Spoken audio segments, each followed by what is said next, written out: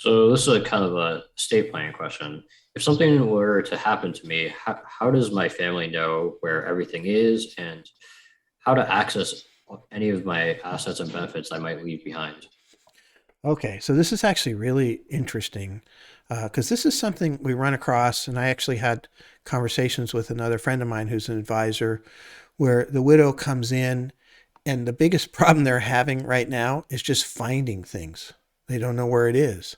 I remember specifically a case with a lady who came in to see me for the first time and brought in a grocery bag filled with envelopes, unopened, just different things that had come in that looked financial. And we sat there and opened them up during the appointment, and there was all of these dividend checks in there. Back when they used to send you the check instead of deposit it directly, this was a while ago.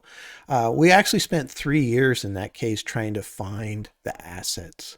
And so that's a really big deal. Theoretically, if somebody can't find your assets, it can be sent back to the state. So if you have some bank account over there and nobody knows about it, and you pass away, there's some period of time that has to pass, but that money can actually be surrendered back to the state. And apparently there is like billions of dollars that do get surrendered back to the state, which is kind of mind boggling.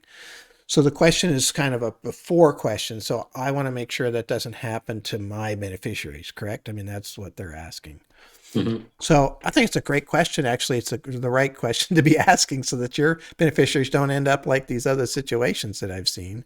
I have seen some really good systems within my clientele where they will, put things together in one file cabinet or one file cabinet drawer or whatever, and they make sure that their beneficiaries know, hey, this is where I'm keeping everything, and I've got my accounts in here or what have you.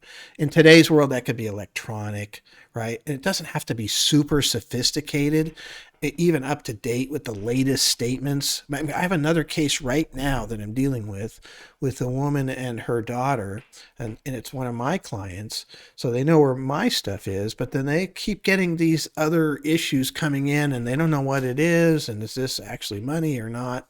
So, what you do want to watch, obviously, in that case, is the mail and that person's email address.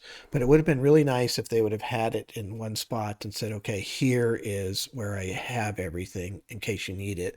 Um, One of the things I always try to encourage people to do is to kind of put it into one folder electronically so that all we need to know in the end is we got this account, this account, this account. Here it is. Here it doesn't need to be exact. Give me some account numbers, and then we can go out and try to figure out how to get it and get death certificates to that person, what have you. So I think that's the beginning spot. There's much more sophisticated ways. We have these vaults that you can put everything in so the beneficiaries can see the trust, can see your tax returns, can see the link. We can link in every single account you have into there, and you can give that beneficiary the password, right? So that that's all they have to do. Boom, password, everything's there. It's electronic. You can see values, you can see it, account numbers. Some people don't want to do that. They're afraid of putting all their stuff in one place. So everybody's got a different way of doing it. But in essence, I think that's one of the keys is just put it somewhere, let the people know where it is. That's it.